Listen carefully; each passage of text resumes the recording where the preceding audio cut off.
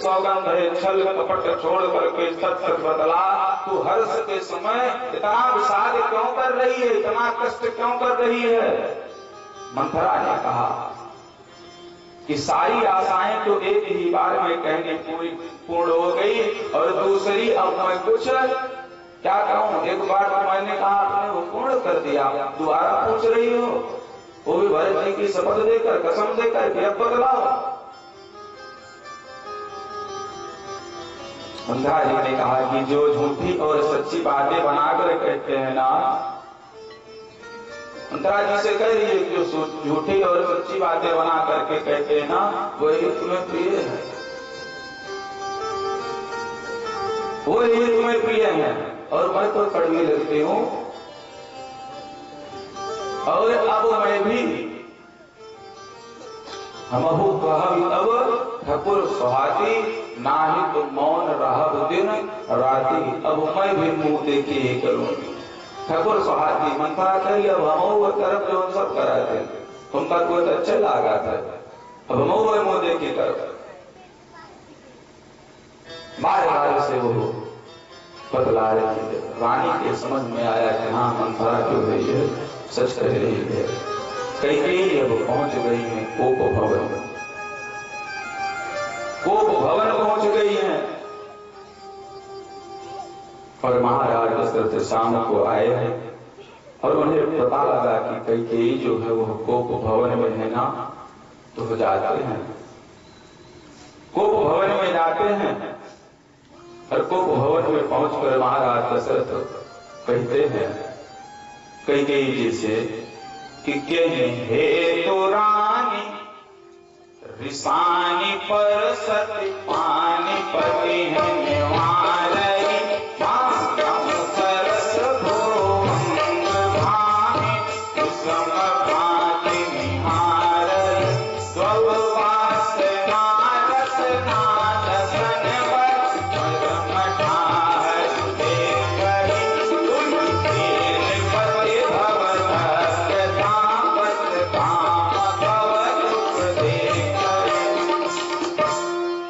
गुरुदेव भगवान कहते हैं कि परीक्षित,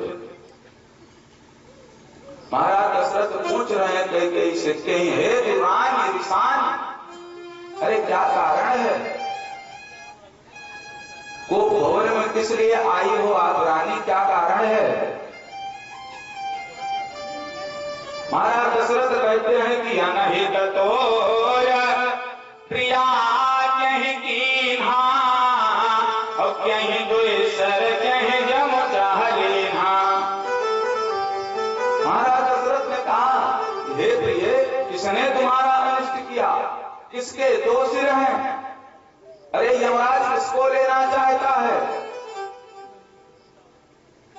महाराज दशरथ कह रहे हैं कि बताओ किस कंगाल को राजा कर दूं या किस राजा को मैं देश से निकलवा दूं।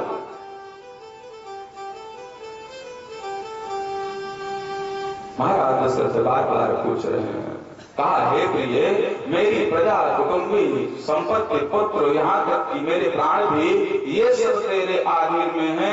यदि मैं तुझसे कुछ कपट करता हूँ, कुछ कपट करता हूँ, तो बताओ भामिनी, मुझे 100 बार राम की सौगंध है। और इसी बात की वो प्रतीक्षा कर रही थी। कहा कि मुझे 100 बार राम की सौगंध है। दशरथ जी ने कहा यश मान अनुभाव की गाता, भूषण सदै मनोहर गाता। तू हंस करके प्रसन्नता पूर्वक अपनी मन चाहे वस्त्र मांग लो, मैं अपने मनोहर अंगों को आभूषणों को सजा करके विचार करके मैं तुमको जो कुछ भी तुम मांगोगी वो दे दूंगा। पता है परीक्षित, यह सुनी मन गुनी शपथ बड़ी, यह सुनी मन गुनी शपथ बड़, बिहसी उठी मति मंद, भूषण सजति बिलोक मृग, मनहु गिरातिन फंद। यह सुन करके और मन में राम जी की बड़ी सौगंध को विचार करके मंद बुद्धि कैकेयी हंसती हुई उठी और कहने लगी, गहने पहनने लगी मानो कोई भेलनी हिरण को देखकर फंदा तैयार कर रही हो।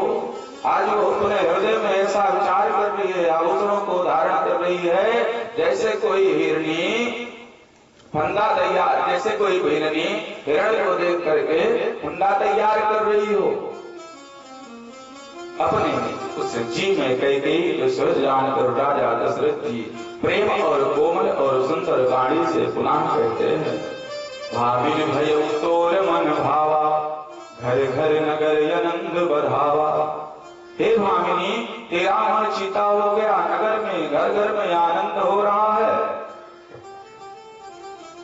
तुझे क्या कष्ट है?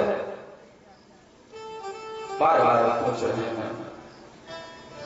कैकेयी ने कहा कि ऐसा है, आपने 2 वरदान देने का वादा किया था और अब वह शुभ समय आएगा, आ गया है। कैकेयी ने कहा कि मांग मांग पय कहां पिय, मांग मांग पय कहां पिय, कबहु न देहु न लेहो, और तेन कहो वरदान दोए, और त्यौ पावत संदेहो। कैकेयी ने कहा कि हे प्रियतम, आपको कहा करते थे कि मांग मांग, जो कुछ भी तुझे मांगना हो मांग, पर लेते देते कुछ भी नहीं। आपने 2 वरदान देने को कहा था, आज लेकिन लग रहा है कि वो दोनों वरदान भी मिलने में संदेह है। गुरुदेव भगवान कहते हैं कि परीक्षित, राजा ने हंस करके कहा कि अब मैं तुम्हारा मतलब समझा, तुम्हारे कर्म को अब मैं समझा, अब मैं जान गया हूं तुम किस लिए गुस्से में हो, किस लिए क्रोध में हो। गुरुदेव भगवान कहते हैं कि परीक्षित, महाराज दशरथ ने कहा कि झूठ ही हम ही दोष जनिते हो, और कोई कहे चारी मांग बरले हो, कोई कहे चारे मांग मकुले हो।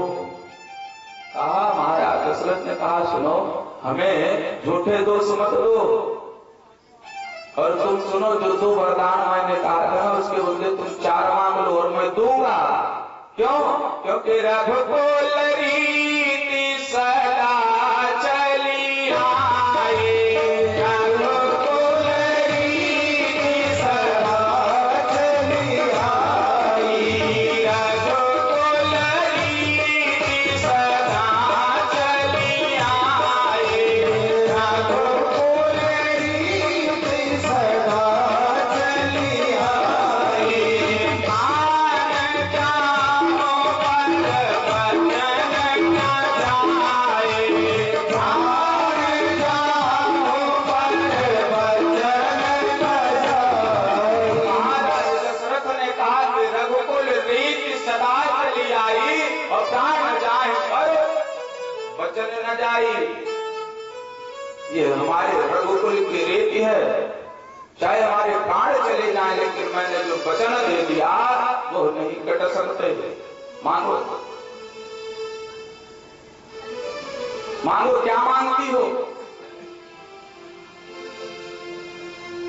कैकेयी प्रसन्न हृदय से कहती है, दशरथ महाराज से कहती है, अगर आपको देना है तो सुनो, मैं मांग रही हूं। कैकेयी ने कहा कि सुना प्राण प्रिय भावती जी का, सुना प्राण प्रिय भावती जी का, देहो देख पर भरतन देखा, देहो देख पर भरतन ही पीवा।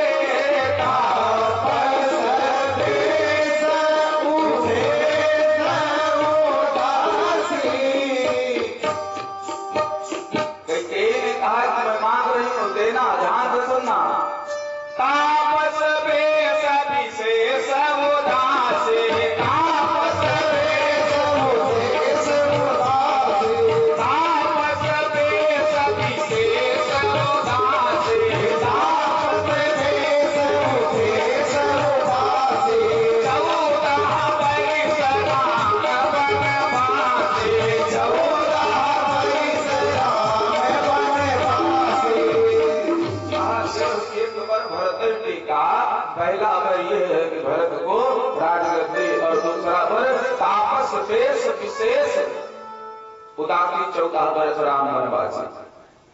कहा तपसी का वेश हो, तापस वेश विशेष, जिसमें शेष जी अर्थात लक्ष्मण जी विशेष रूप से हो।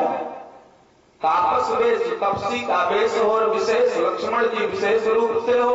उदासी उत्कृष्ट दासी के रूप में सीता हो। तापस वेश विशेष उदासी। सबसे पहले किसको मांगे? लक्ष्मण जी को। सबसे पहले लक्ष्मण जी को मांगिए। तापस वेश विशेष उदासी, तपसी का वेश हो और उसमें शेष जी विशेष रूप, लक्ष्मण जी विशेष रूप से हो। क्यों? क्योंकि कैकेयी को पता था कि जब 39 वर्ष लगेगा लक्ष्मण जी को, तब इनको प्राणघातक हमला है। विश्वामित्र महाराज और वशिष्ठ महाराज जी ने यह बात कैकेयी जी को केवल बतलाया था, उनकी जन्म कुंडली में लिखा था।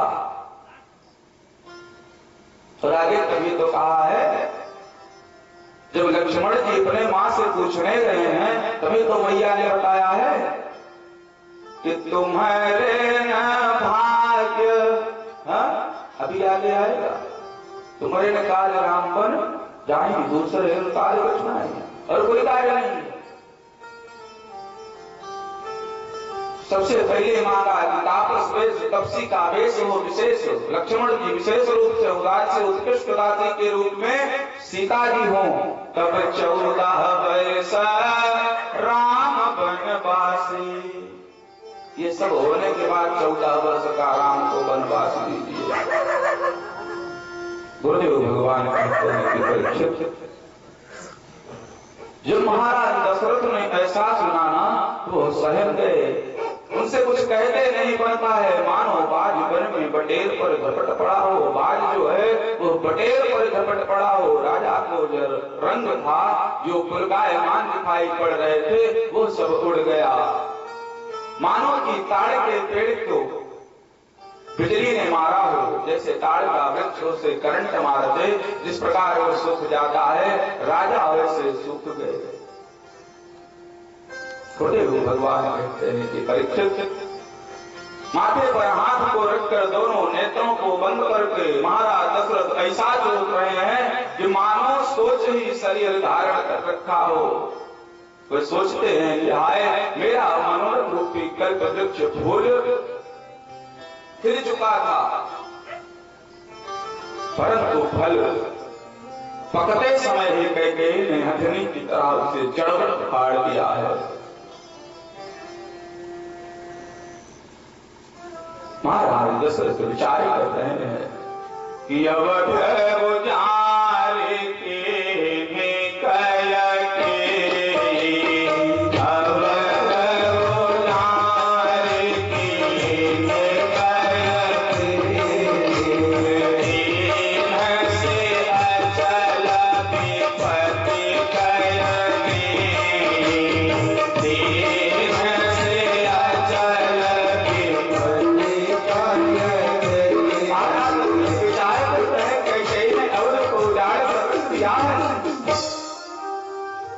विपत्तियों का पहाड़, विपत्तियों की सुदृढ़ मजबूत नींव डाल दी है कैकेयी ने। महाराज दशरथ जी को बहुत कष्ट हुआ, तथा आप लोग सुने हैं, बहुत कष्ट हुआ है। महाराज ने आदेश दिया है, तैयारी होने लगी है। जब यह बात भैया राम जी को पता लगी है, तो भगवान राम तैयारी करने लगे हैं। पूरे अवध में शोक छा गया है। महाराज दशरथ जी को यह बात पता लगी है कि मेरे ज्येष्ठ पुत्र राम अकबर की तैयारी कर रहे हैं ना, तो दहाड़ मार करके रो पड़ते हैं। महाराज दशरथ दहाड़ मार कर रो पड़े कि ओ वन का